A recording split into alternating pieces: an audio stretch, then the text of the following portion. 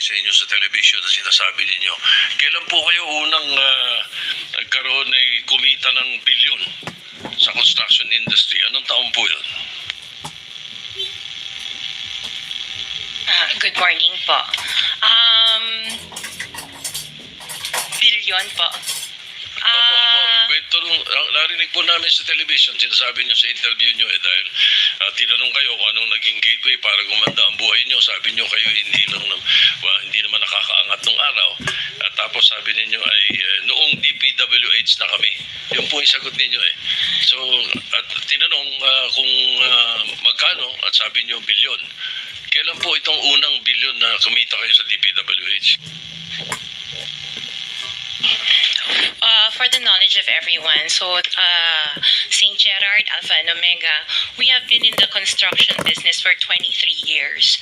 So I would presume na in the 23 years, pwede naman siguro kami po kumita. Yung billion, when I said DPWH, because prior to that, we were in local government. So ang hirap makasingil sa local government. They spliced the video that was taken of me and just mentioned the DPWH. So, contractor na po kami for 23 years. So you're saying that the television station and the persons interviewing you edited your answers? I think so, sir, kasi I did mention that I was doing local government as well as private po. Yeah, if I may, with the permission of the chairman, Senator President Ma'am Sara, ano ba naging trabaho niyo bago kayo pumasok sa mga kontrata sa gobyerno?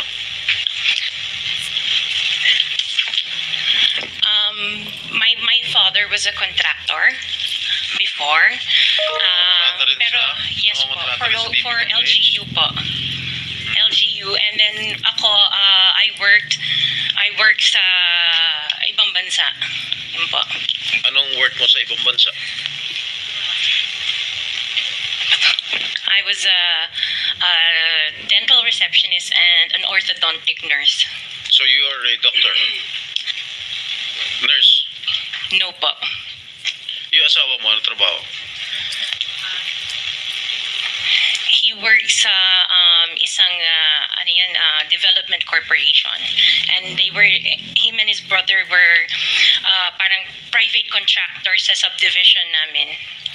Paano kayo, how were you enticed to join the mga kontrata sa DPWH? Who influenced you? Wala naman po. Nakita namin on PhilJeps na may mga projects na pwede palang mag-join. So we joined the bidding na we know that we were qualified for. Alright, Mr. Chair, I would like to reserve all my questions if my turn comes. Sorry. Thank you, Mr. Chairman, to continue. Senator, Mr. Chairman. Mr. Chairman, Okay, with the permission of the Senator Minority Leader. So, the Minority Leader. Ma'am,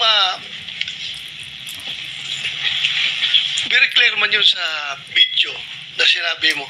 Kung kailan kayo kumita ng malaki, sabi mo, noong nag-DPWH na kami. Ngayon, gusto mong i-attribute yung wealth ninyo going back noon pa sa tatay mo, nung nagsimula kayo ganon. Pero very clear, the video won't lie. Sinabi mo, noong nag-DPWH na kami. Yes po. So, kailan ba kayo nag-DPWH? Parang sometime in 2012, nag-start kami with DPWH. Can you be definite with your answer? Parang 2012, please, because you're under oath, please, Yes po. make sure of your answers. Sometime in 2012, we started with DPWH. We started with joining biddings. Pero prior to that, we were with local government. Yung mga flood control projects, kailan kayo nag-engage ng flood control projects sa DPWH? Siguro mga 2016 onwards. Please make sure of your answer. Yes po, 2016 onwards po. 2016 onwards. Yes po. 2016 onwards. May follow-up Yeah, ka yes, ba? sir. Yeah, Okay. Go ahead, sir. Go ahead. Alright.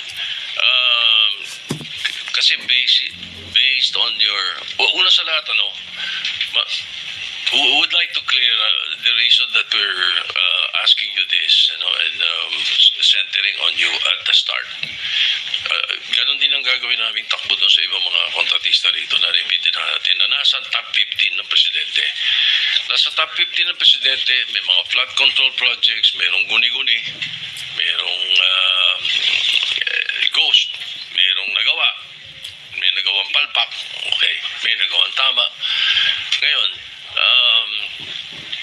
tapos marinig namin yung kwento sa television na tungkol doon sa sinasabi nyo na napakarami ninyong kinita at ika nga sa DPWH to 2016 kayo nag-umpisa sa DPWH, pero yung mga pinakitang mga sasakyan ninyo ay 2022, 2025, 2024. So lately yung matindi, hindi po ba, na mga income ninyo? Mga anong taon kaya sa tingin ninyo? What year would you say that you were able to engage or be able to get projects from the DPWH for flood control projects?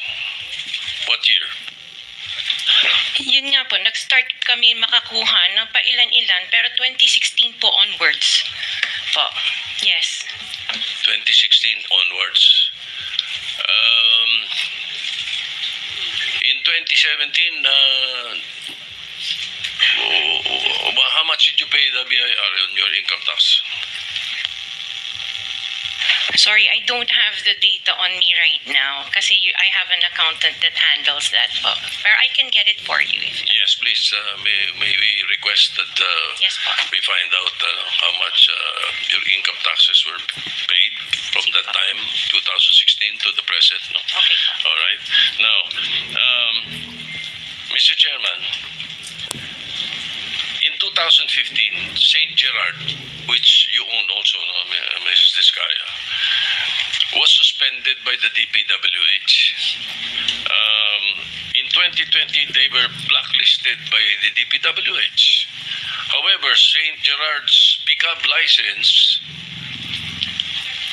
was renewed and is valid from July 1, 2023 to January 28, 2026.